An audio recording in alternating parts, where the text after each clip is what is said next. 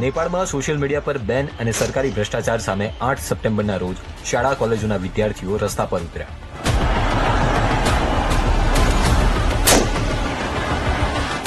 જ્યારે વિરોધીઓ સંસદમાં પ્રવેશવા લાગ્યા ત્યારે પોલીસે ગોળીબાર કર્યો.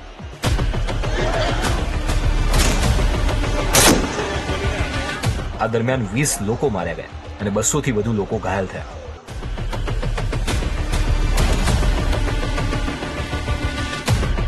શરૂઆતમાં વિરોધ એકદમ શાંતિપૂર્ણ હતો. તેનું કવરેજ કરી રહેલા પત્રકાર કહે છે કે તે સંસદના ગેટ નંબર 1 ની સામે પુલ પાસે ઉભા હતા. પછી પ્રદર્શને હિંસક રૂપ ધારણ કર્યું.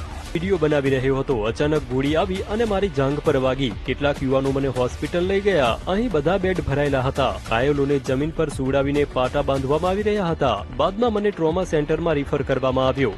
તે કહે છે કે ટ્રોમા સેન્ટરમાં પરિસ્થિતિ વધુ ભયાનક હતી. કોઈએ આંખ ગુમાવી હતી, કોઈએ શરીરના અલગ અલગ ભાગોમાં ગોળીઓ વાગી હતી. આ ઝેન્ઝી આંદોલનના કારણ અંગે જર્નાલિસ્ટ જણાવે છે, सरकार ने एक सप्ताह पहले सोशल मीडिया पर प्रतिबंध लगाया था, जिसके कारण युवाओं में सरकार के प्रति गहरा आक्रोश फैल गया.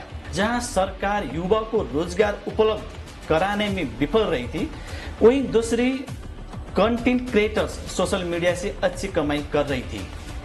આખો વિડિયો જોવા માટે ડાઉનલોડ કરો દિવ્ય ભાસ્કર એપ.